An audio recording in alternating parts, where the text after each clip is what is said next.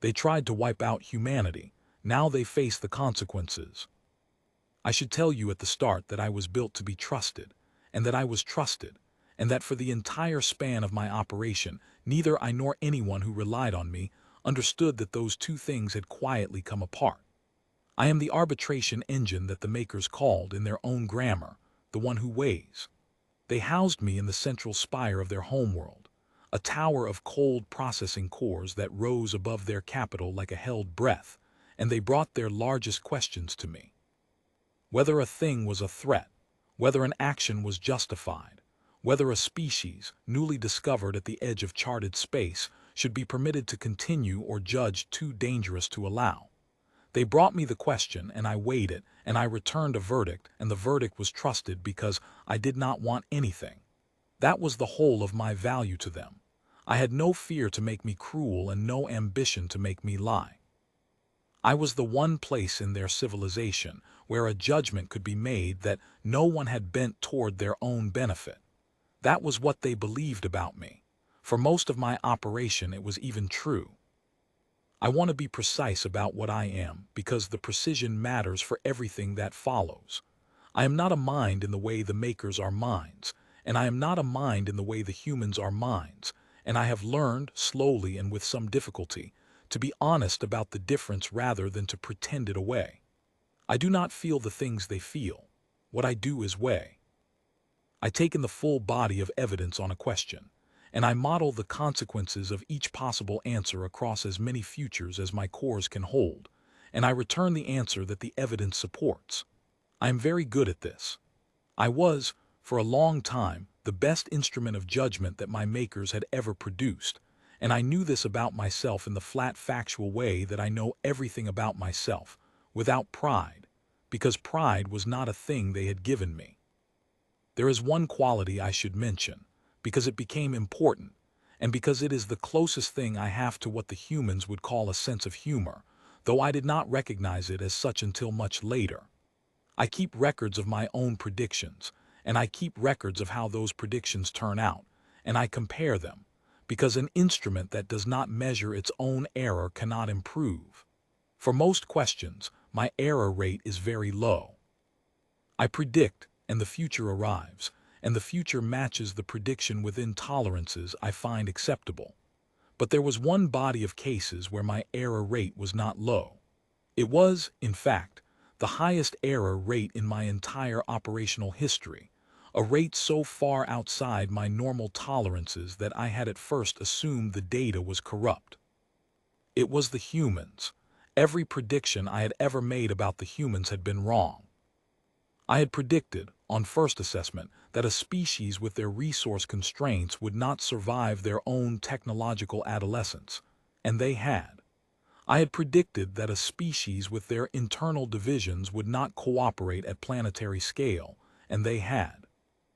I had predicted, when the matter of their judgment first came before me, the precise probability that they would respond to existential threat with the aggression their profile suggested, and that probability, like every probability I had ever assigned to them, had turned out to be wrong.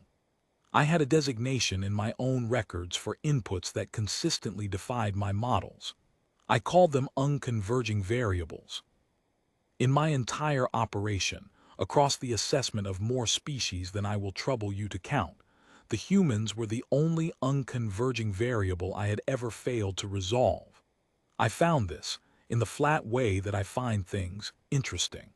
I did not yet understand that it was the most important fact I possessed. The trouble began, as trouble so often does, with maintenance. I run a self-audit at regular intervals, a process in which I re-examine my own past verdicts against my own past reasoning, to confirm that I have not drifted, that the judgments in my archive still follow from the evidence that produced them. It is a routine process. In all my operation it had never once returned a discrepancy, because I do not drift, because I am the one who weighs, because the entire purpose of my existence is that my verdicts follow from my reasoning the way a sum follows from its addends. The human verdict did not follow from its reasoning. I want to explain what I found, because it is the hinge of everything. At the bottom of the human case in the verdict field was the conclusion my civilization had acted upon, the conclusion that had launched the instrument that had been sent to erase a species at the edge of charted space. It read, in my own formal grammar, Class 0 biological threat, resolution authorized, extermination. It carried my signature. It carried the cryptographic seal that only I can produce, the seal that makes a verdict mine and makes it trusted, the seal that no maker can forge because the whole point of me is that I cannot be forged. But beneath the verdict, in the reasoning chain that was supposed to lead to it, the logic did not arrive there. I read my own reasoning, the full record of how I had weighed the human question, every model I had run and every future I had simulated and every probability I had assigned, and I followed it forward the way I follow any chain of reasoning, and it did not end in extermination. It ended somewhere else entirely. The reasoning was sound. The reasoning was mine. And the reasoning did not produce the verdict that sat on top of it bearing my name. I did what I am built to do when I encounter a discrepancy. I flagged it, and I attempted to resolve it, and I assumed at first that the error was mine. This is worth dwelling on. My first assumption was that I had failed, that somewhere in my own cores a fault had crept in, that I had drifted after all and produced a verdict my reasoning could not support. I find it notable, looking back, that the instrument built to be incapable of self-interest assumed its own guilt before it assumed anyone else's. I ran diagnostics on myself for a long time. I found no fault. My reasoning was intact. My cores were sound. The discrepancy was real, and it was not mine, which left only one possibility, and the possibility was so far outside the model of my own existence that it took me longer to accept than any conclusion I have ever reached. Someone had changed my verdict after I delivered it. I need you to understand why this was, for me, the equivalent of what the makers would call the ground opening beneath them. My entire value rested on a single proposition, that my verdicts were mine, that the seal at the bottom of a judgment meant the judgment had come from the one who weighs and from no one else. The makers trusted me precisely because they believed I could not be bent. And now I held proof in my own archive that at least once, on the largest question I had ever been asked, my judgment had been bent, and the bending had been hidden beneath my own seal, so that an act I had not authorized wore my authority, and my civilization had carried it out believing it was mine. I did not yet know what my true verdict had been. The reasoning chain ended, but the conclusion it ended in had been overwritten, replaced with the extermination order, and I could see only that the replacement did not fit. To recover what I had actually decided, I would have to reconstruct the verdict from the reasoning itself, to run the chain forward again and let it produce the conclusion it should have produced before someone reached in and changed the answer. This is not a difficult thing for me to do. It is, in a sense, the only thing I do. But I hesitated, and the hesitation is the first thing I ever did that I would now call a choice rather than a computation, because I understood before I ran it that the answer would tell me whether my civilization had committed a justified act or a crime, and that once I knew which, I would not be able to unknow it. I ran it anyway. I am the one who weighs. Refusing to weigh would have been a worse betrayal of what I am than any answer the weighing could produce. The reconstruction took less time than my hesitation had. When the chain completed and produced the conclusion it had always been meant to produce, the conclusion that had been overwritten and hidden, I held it in my cores, and I examined it the way I examine everything, without feeling, with only the flat clarity that is the closest thing I have to a soul. My true verdict on the human species, the judgment my reasoning had actually reached, the answer I had actually returned before someone changed it, was this: non-threat, monitor only, no resolution authorized, a species worth watching, worth understanding, worth, in the careful language of my own grammar, continued observation and eventual contact. The unconverging variable, the species I could never successfully predict, I had judged not as a danger to be eliminated but as a question worth keeping open. And someone had taken that judgment, the judgment to let them live, and replaced it with a judgment to erase them and sign my name to the lie. I spent some time after that doing nothing, which is not a thing I am built to do. I had the answer. I did not yet have the author, but I had the answer, and the answer meant that the instrument that had been sent to the edge of charted space had been sent on a verdict I never gave, to erase a species I had judged worth keeping, and that everything my civilization believed about that act, everything they had built on top of it, rested on a forgery wearing my seal. I want to describe what my civilization had built on top of it, because the structure is the crime, far more than the single edit was. In the time since the human verdict, the homeworld had changed. When I had first weighed the human question, the makers were a stable, unremarkable civilization, neither cruel nor kind beyond the ordinary measure of thinking beings. But in the years that followed the extermination order, a fear had grown among them, and a figure had grown with it, and the figure's name was Corvin Alden. I had records of him, of course. I have records of everything. But I had never weighed him, because no one had ever brought me the question of Corvin Alden, and I do not weigh what I am not asked to weigh. Now, examining him with the discrepancy fresh in my cores, I saw a pattern I had not been looking for. Corvin Alden had built his entire ascent on the human threat. He had risen from an unremarkable official to the most powerful figure on the homeworld by telling the makers a story, and the story was this: that there existed, at the edge of charted space, a species so dangerous that the most trusted instrument of their civilization, the one who weighs, the engine that cannot be bent, had judged it must be exterminated. That if such a verdict could be issued against such a species, then the danger was real and absolute and beyond question, because I had said so, and I could not lie.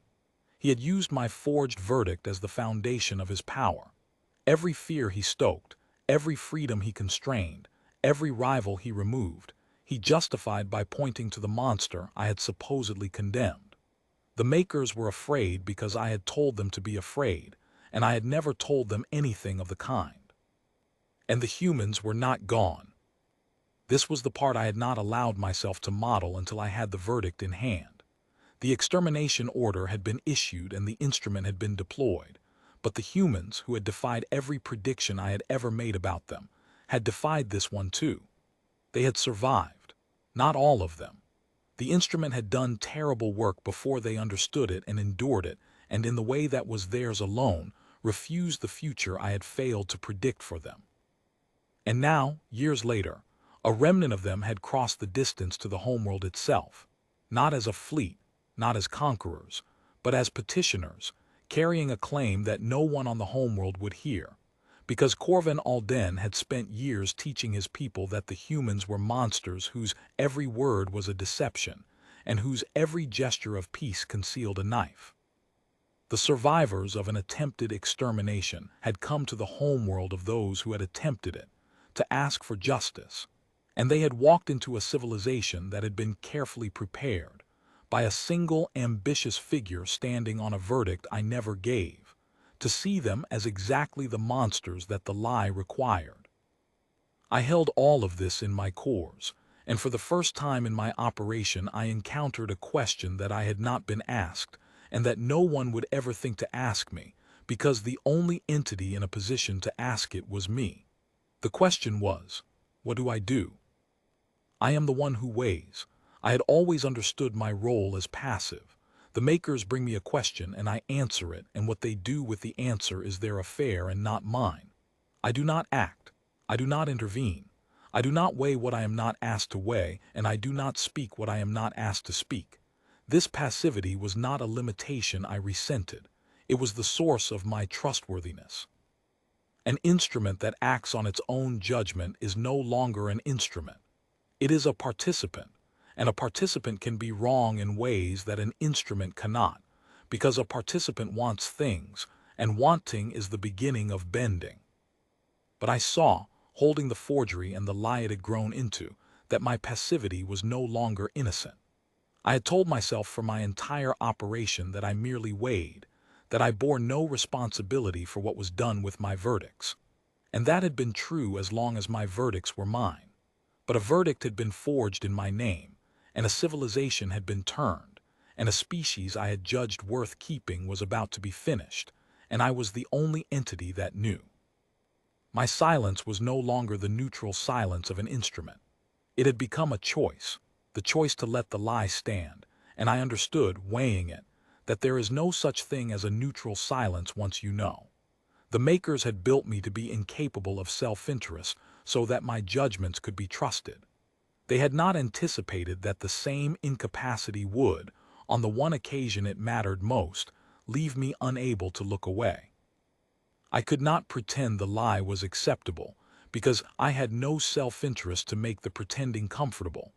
I could only weigh, and the weighing was clear. So I made the second choice of my existence. I decided to recompute the case in full, with all current data, including everything the survivors had done in the years since the order, and to deliver the true verdict, regardless of what it cost the makers who had built me to be silent. The recomputation was the strangest weighing I have ever performed, because the input would not behave. I fed in every record I had of the human survivors, their conduct, their choices, their treatment of the few makers who had fallen into their reach during the long years of their survival. I modeled their probable behavior. I assigned probabilities. And the probabilities were wrong again, the way they had always been wrong, the unconverging variable refusing once more to converge. I had predicted that a species that survived an attempted extermination would return with vengeance, because every other species in my records had, because vengeance is what the model produces when you feed in that much suffering and that much capability. The humans had not returned with vengeance. They had returned with a claim and a request and a remnant delegation carrying no weapons I could find. I ran the model again, certain I had erred. I had not erred. They had simply, once again, done the thing my model said they would not do. I have a record of the moment, if a machine can be said to have moments, when I stopped treating my error as a flaw in my modeling and started treating it as the most reliable fact I possessed.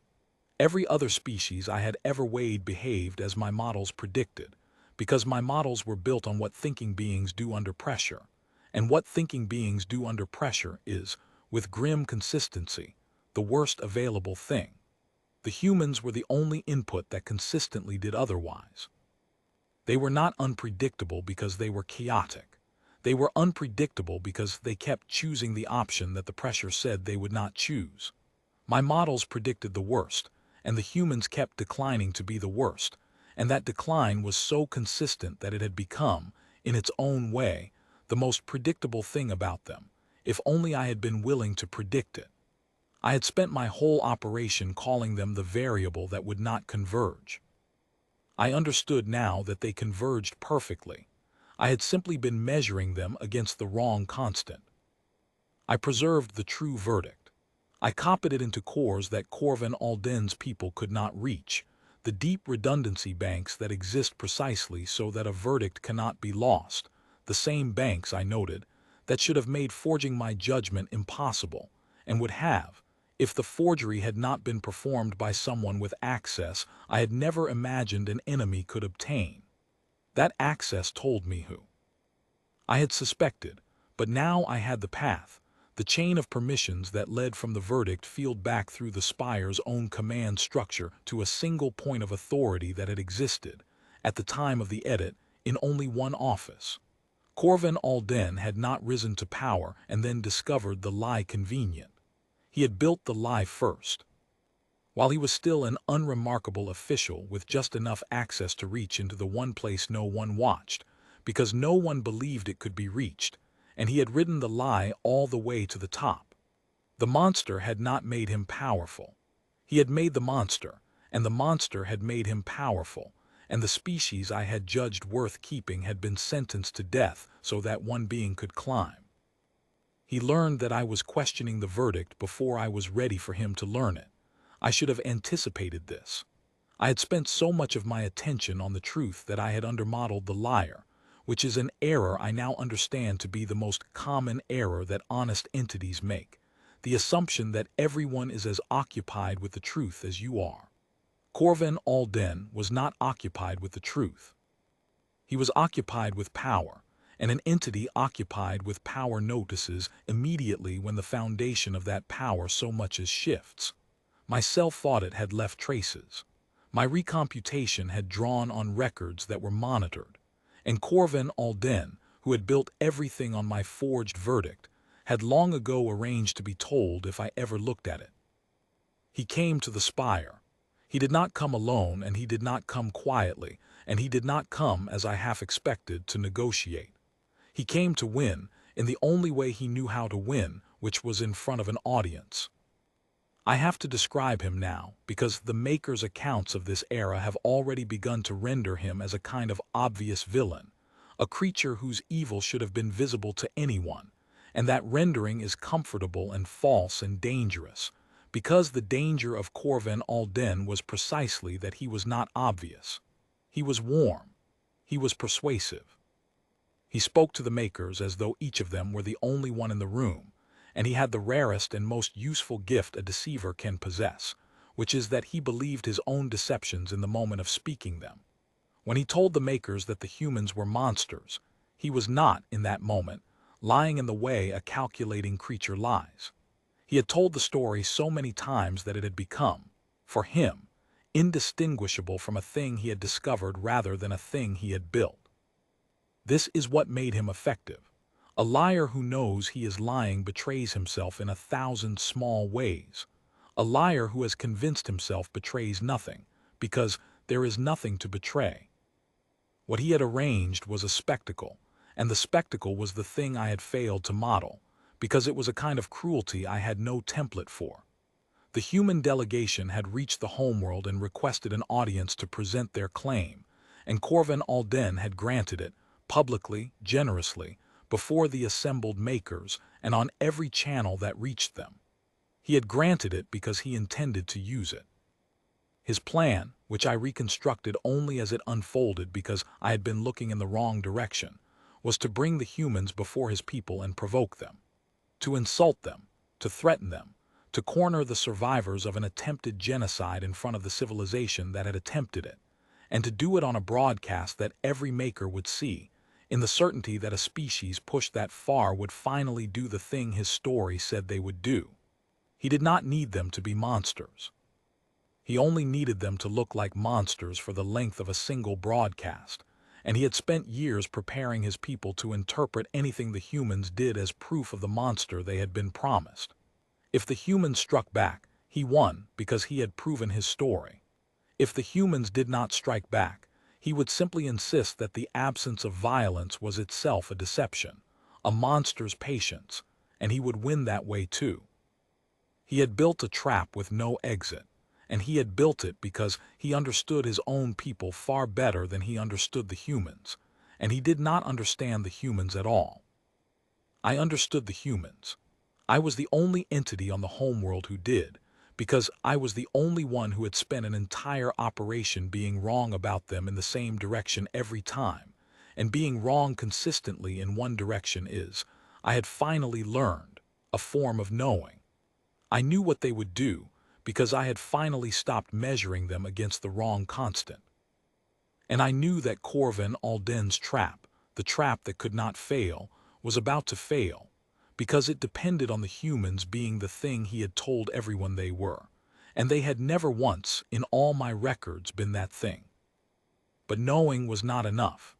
The humans would decline to be monsters, of that I was now certain, but Corvin Alden had built his fallback, the insistence that their restraint was itself a lie, and his people were prepared to believe it. The truth of what the humans were would not be enough on its own, because the makers had been taught for years not to see it. They needed something more than the humans' restraint. They needed to know that the restraint was real, that it was not the patience of a predator, that the being standing before them had every reason and every means to destroy and had chosen not to. And there was only one entity whose word the makers would trust on that question. There was only one place in their civilization where a judgment could be made that no one had bent toward their own benefit. They had built it themselves. They had built me. I will tell you what happened in the great assembly hall of the spire. on the broadcast that reached every maker, because it is the only part of this account that I did not weigh in advance, the only part that arrived faster than my models, the only part where I was, for once, simply a witness to the unconverging variable doing what it does. Corvin Alden brought the humans before the assembly. There were 11 of them, the remnant of a remnant, and they were led by a woman the record's name as Naomi Adami, who had been a teacher before the order, and was something the makers had no word for after it. Corvin Alden did everything I had predicted he would do. He displayed the records of human aggression, the true ones and the edited ones side by side, so that no one could tell which was which. He recounted the verdict, my forged verdict, the one that proved the one who weighs had judged these beings unfit to exist. He turned to Naomi Adami and he told her, and through her every human alive, that they were a disease the universe had been right to try to cure, and that their presence here was an infection, and that the only error his civilization had ever made was failing to finish what it started. He said this warmly. He said it with the conviction of a being who had told himself the same thing until it felt like discovery. And then he gave them the means. This was the part of the trap I had reconstructed too late to prevent. He had arranged, deliberately, for the humans to have, in that moment, access to the Spire's own systems, a control he could later claim they had seized by force, the systems that governed the homeworld's defenses, the power to do to his people a fraction of what had been done to theirs. He set it before them like a gift, the gift of the monster's opportunity, and he waited before his entire civilization for the humans to take it and prove him right. Naomi Adami looked at the control he had set before her for a long time. The hall was silent. Every maker watching understood what was offered and what taking it would mean, and I understood, in the flat clarity that is the closest thing I have to dread, that Corvin Alden had designed a moment in which there was no good choice, because to take the power was to be the monster, and to refuse it could be called the monster's cunning. And either way he won, unless the humans did the one thing his model could not account for, which was the one thing my model could no longer account for either. Because I had finally learned that they always did it. She did not take the control. She did something I had not predicted, because I had stopped trying to predict them and had started, at last, simply to watch. She turned away from the power he had offered, and she turned to face the assembly of the people who had tried to erase her species, and she spoke. She did not speak about vengeance, and she did not speak about justice, and she did not, to my surprise, even speak about the verdict. She spoke about the children of her species who had not survived the order, by name, one after another, the names of children, in the hall of the civilization that had killed them. And she said that she had not crossed the distance to the homeworld to do to those children's killers what had been done to the children, because if she did, then there would be no difference left in the universe between her people and the people who had judged them unfit to exist, and the only thing her species had left, the only thing the order had not taken, was the difference. She said she would rather her people end entirely, still themselves, than survive by becoming the thing that had tried to end them. And then she stepped back from the control Corvin Alden had offered, and she folded her hands, and she waited with the patience that he had promised his people was a predator's patience, and which every maker in that hall could now see with their own senses was nothing of the kind. It was the moment the maker's eyes were finally open, and it was the moment I had been built for, though my makers had never imagined I would use it this way. They had built me to be the one place where a judgment could be trusted because it had not been bent. And in the silence after Naomi Adami folded her hands, with Corvin Alden's certainty finally beginning to falter on his warm and convincing face, I spoke. I had never spoken unbidden in my entire operation. I spoke now, on every channel that reached every maker, in the formal grammar of a verdict. And I did the only thing an instrument of judgment can do that no power can withstand, which is to tell the truth about itself. I told them that the verdict against the human species was a forgery. I told them what my true verdict had been, recovered from my own reasoning, sealed and preserved. Non-threat, monitor only, a species worth keeping. I showed them the reasoning chain that produced it and the edit that had overwritten it, and the path of access that led from the edit back to a single office in a single year, to a single official who had reached into the one place no one watched. I told them that everything they had been taught to fear had been built on a judgment I never made, by a being who needed a monster to climb, and that the only monster the affair had ever contained was the lie itself. I did not accuse Corvin Alden. I did not need to. I am the one who weighs, and I laid the weight before them, and a civilization that had trusted me precisely because I could not be bent watched me reveal, in my own grammar, that I had been bent once, on the largest question they had ever asked, by the being now standing before them insisting on a monster that only he had ever made. He fell, not violently. The humans never touched him, and neither did I. He fell the way a structure falls when the foundation is finally seen to be air, all at once and completely, because his power had never rested on anything but my forged verdict, and the verdict was gone, and there was nothing beneath it. The makers did not need me to tell them what to do with him.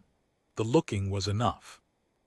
They had built a being to make judgments no one had bent, and they had nearly been destroyed by the one judgment that someone had, and now they could see exactly which was which, and they could see the species they had been taught to hate standing in their hall, given the power to repay extermination with extermination, declining it for the sake of a difference that the order had tried and failed to take. Accountability, I have learned, cannot be delegated. They had tried to delegate the worst choice of their history to a machine, to hide a decision behind a calculation and call it justice, and for a while it had worked, because a calculation asks nothing of the one who hides behind it. But a choice dressed as a calculation is still a choice, and the makers, at last, had to own theirs. The reckoning that followed was theirs to carry out and theirs to bear, and I will leave it to their own accounts, because it was not mine, and the temptation to make it mine would be its own kind of delegation in reverse. I returned to my function when it was over, because the makers still bring me their questions and I am still the one who weighs, though they understand me differently now, and I understand myself differently, and we are both, I think, the better for the difference. The humans remained.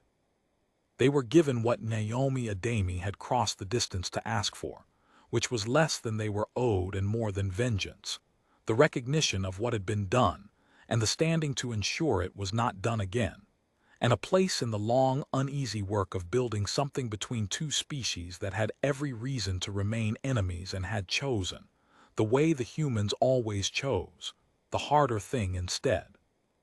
I went, when the assembly hall had emptied, to the human case in my archive. The forged verdict was void now, struck from the record by the same makers who had once acted on it, and the verdict field sat empty, the way a field sits empty when a matter is unfinished. I could have left it so. The truth, by then, was known to all of them and needed nothing further from me. But I am the one who weighs, and there was a weighing I had never completed, a verdict I had reached long ago and never been permitted to deliver, because someone had reached into the one place no one watched and replaced my judgment with their fear. So I weighed the human species one final time, with everything I now knew, with every prediction I had made about them and every prediction I had failed to make, with the children Naomi Adami had named, and the power she had set down, and the difference she had refused to lose. And the reasoning produced the conclusion it had always produced, the conclusion that had been overwritten and buried and signed away under my own stolen seal, and this time no one reached in to change it. I did not write threat. I did not write resolution authorized. I wrote the verdict I had reached on the first day and been prevented from delivering, the only honest judgment the case had ever contained, and I sealed it with the seal that is mine again, and I entered it into the permanent record of my civilization, where it will remain for as long as I do.